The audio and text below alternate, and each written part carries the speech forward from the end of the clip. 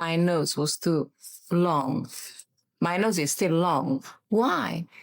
Because you don't photograph well. You're not photogenic. I was once a queen, but they turned that throne into hell. There was a time when Sophia Loren just had to step into an airport and the whole city would stop. There was a time when her gaze alone could melt all of Hollywood. But then the lights went out. The doors slammed shut. The invitations vanished.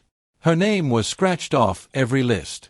Not because she got older, but because of 5 people, 5 powerful actors who conspired to destroy her. They didn't need knives. They didn't need guns. Just a few whispered words, a disapproving shake of the head in front of a producer, a fake smile to the press, and just like that, she was torn from the spotlight as if she had never existed. Sophia didn't cry. She didn't beg. She picked up the mic and read out loud the 5 names that crushed the dreams of one of the greatest screen legends of the century. And up next is the name of the first one who shattered Sophia Loren's throne. Sophia Loren, the goddess of Italian cinema, a beauty icon elevated to legendary status. But no one knew that to stand on the red carpet, Sophia Loren had to walk through blood, tears, and the filthiest traps laid by powerful men. Born on September 20, 1934, into poverty and hunger, raised amid the bombings of World War II, Sophia was not a girl destined to be a star. She was the scrawny child mocked by classmates as a walking skeleton, the fatherless girl who had to hide in a basement while Naples was bombarded into ruin. But she never surrendered. She threw herself into Hollywood, a place where beautiful women weren't respected, just bought and sold like exotic goods. There, Sophia Loren lived a double life, a dazzling smile for the public, and behind the scenes, blood and silence. She was denied roles for being too Italian, forced to suppress her accent, and subjected to directors who used sex as a currency for opportunity. But Sophia refused to yield. What was her biggest scandal? She was arrested in Italy for tax evasion, though the press didn't know that it was actually a purge by hidden forces who wanted to snuff out her stardom. And that was only a sliver of the earthquake that was Sophia Loren's life. She fell in love with Carlo Ponti, a man who was already married. That relationship led to her being ostracized on both continents. She had to leave Italy, flee to France just to marry him. But even in marriage, there was no peace, 2 miscarriages, a near-death experience on the operating table. Yet still, she rose. Now, at 90 years old, with the lights dimmed and voices gone quiet, Sophia Loren has chosen to speak for the first and only time to name the 5 actors she believes destroyed her career on the very day of her 90th birthday. Not out of bitterness, but because she has been silent for too long. She has endured too much. And while those people are still being celebrated, still waving from stages, she, once called an immortal icon, is left to face the cracks that never truly healed. Who are they? Why did they betray a legend? And one of them, who once kissed her on screen, stabbed her in the back in real life. The first betrayer, Marlon Brando, the false kiss and the stab in the back. He was once held by the world as a genius. But to Sophia Loren, Marlon Brando was not a co-star. He was a stain that could never be washed from her memory. They met in 1967 on the set of A Countess from Hong Kong, directed by none other than Charlie Chaplin. On the poster, they looked like a match made in cinematic heaven. But behind the camera, it was pure hell. From the very beginning, Brando showed blatant contempt. He saw Sophia as a little Italian doll, just decorative bait for European audiences. On screen, they shared a romantic kiss. But the moment the director yelled, "Cut!" Sophia stepped back and slapped Brando across the face on set. Why? Because Brando had deliberately forced his tongue into her mouth without consent, a brazen violation, a behavior that crossed every line. The most horrifying part? When Sophia reacted, Brando merely smirked and turned away as if nothing had happened. No apology, no remorse. He even told the press Sophia was an actress who didn't know how to collaborate. And from that moment on, the doors of American cinema began to close on Sophia Loren. Brando ruled the backstage world. One word from him was enough to make producers hesitant, directors wary, and studios drop roles without explanation.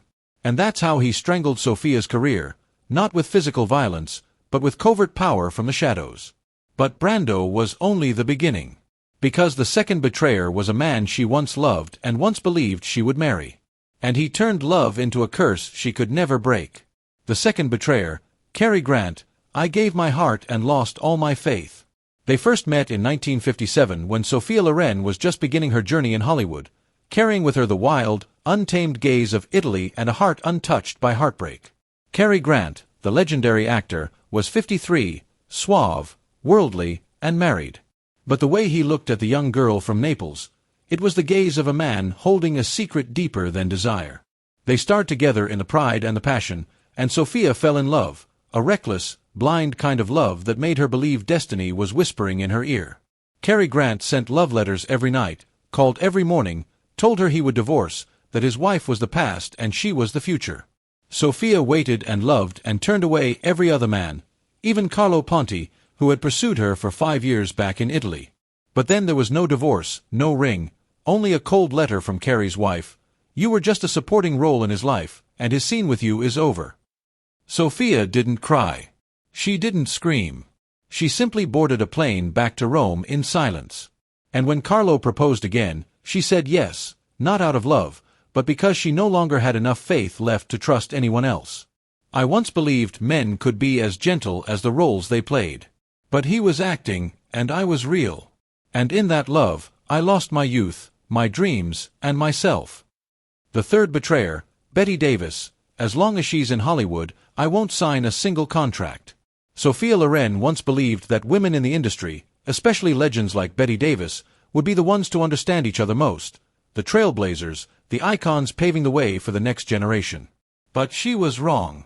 At a party in 1962, Sophia unintentionally stole the spotlight, not because of an award, but because of a plunging neckline that left the entire room breathless. The press called it the kiss of death to every other starlet in the room. And the angriest person that night was Bette Davis. She only needs a pair of breasts and a smile. Her acting is hollow, Davis declared to the media afterward. From that day on, an undercurrent began to stir. Anytime Sophia's name appeared in casting lists for a project that included Bette Davis, a fax would promptly arrive at the studio. If Sophia Loren is on set, I won't be. No public feud, no dramatic confrontation, just a name crossed out silently but with devastating force. When Sophia found out, she said only one thing: she didn't need to slap me on camera like in a film. She slapped me with power, with reputation, and with the envy of someone who couldn't stand losing her throne. The fourth betrayer, Otto Preminger, he chose me just to prove I wasn't worthy. Hollywood in the 1960s wasn't just a stage, it was a brutal chessboard where directors were kings and actors mere pawns. Otto Preminger, a German director known for his stylized films, famously claimed, "I don't cast stars, I test their endurance."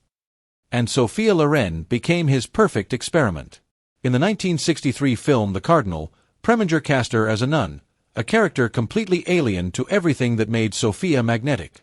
No gowns, no sultry eyes, none of that irresistible Italian allure. Just a cold, silent, forgettable figure. She felt stripped of her identity, but Preminger dismissed her concerns. "You are not an actress, you are a challenge to me." He didn't want her to shine. He wanted to prove that Sophia Loren was nothing without her curves and red dresses. And when the film premiered, the response was disastrous. American media dissected her. Sophia Loren is past her prime. Just one role, and a wave of projects were cancelled. U.S. producers went cold. Sophia was shipped back to Europe like a returned product. I've never cried over failure, but I did cry over the feeling of being used as a tool to prove I was nothing special.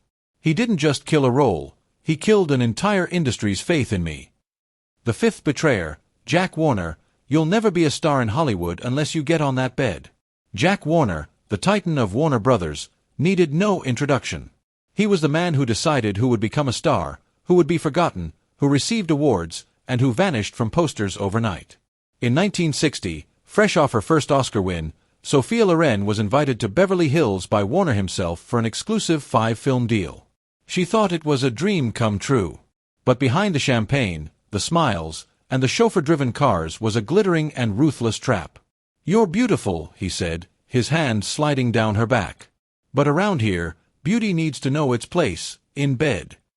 Sophia pulled away, gave a cold smile. She didn't need to roll badly enough to trade her dignity. By the next morning, the contract was gone. She was branded the difficult Italian diva. The press ran with it. Hard to work with, doesn't speak English well, only fit for European films. In less than 6 months, every project Sophia had in America was frozen, a queen of the screen cast out of Hollywood simply because she refused to sleep with the man holding the keys. I turned down a man who wanted to turn me into a strip show doll. In return, he turned me into the disgraced one. But if I had to choose again, I'd still choose dignity. No one has the right to buy me with a role. They killed my career, but they could never kill my soul. Epilogue: the truth finally spoken.